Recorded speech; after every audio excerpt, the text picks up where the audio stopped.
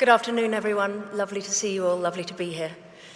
I'm going to start with a slender anecdote, totally true, from about 4 weeks ago.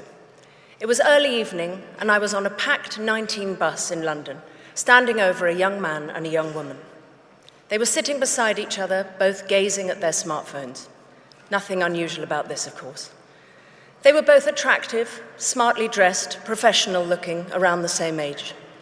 Willfully invading their privacy, I subtly angled myself to see what they were up to on their phones.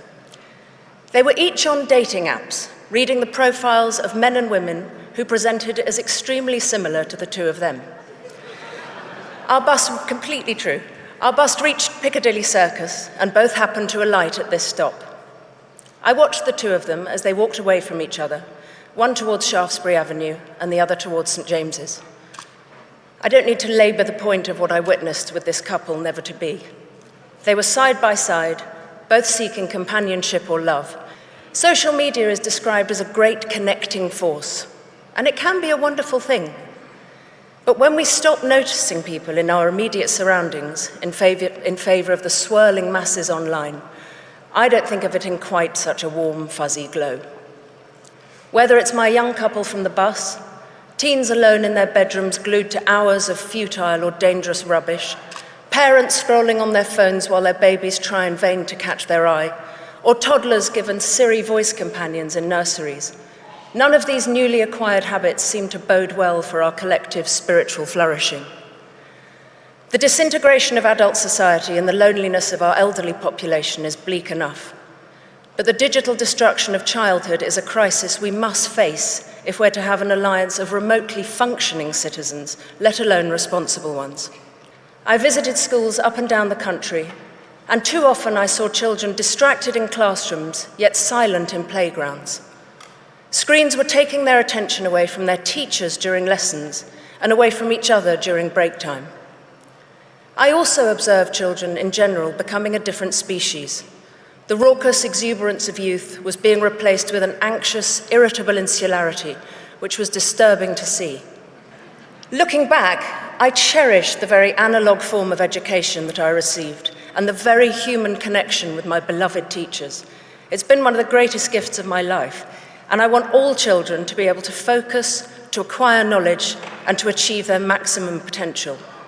I think that should be every civilized society's aim. But the evidence shows that we have already put this gravely at risk.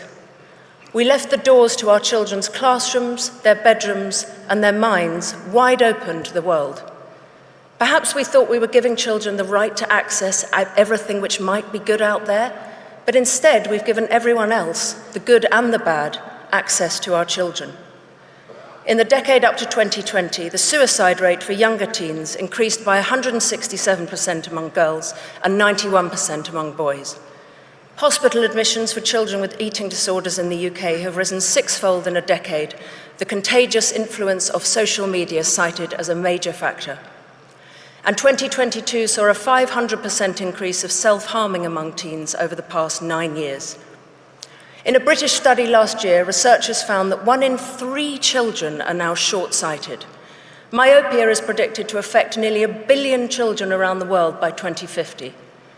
Too much screen time is the culprit, with blue light harming developing eyes, not to mention interfering with children's hormones and their sleep rhythms.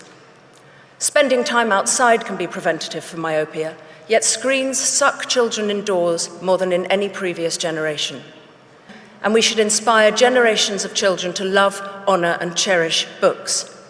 To conclude, if we want to produce a generation of responsible citizens, we must flip the current argument on its head. Rather than constantly having to prove that screen use is blighting childhood, we should ask simply, where is the evidence to prove that it's safe?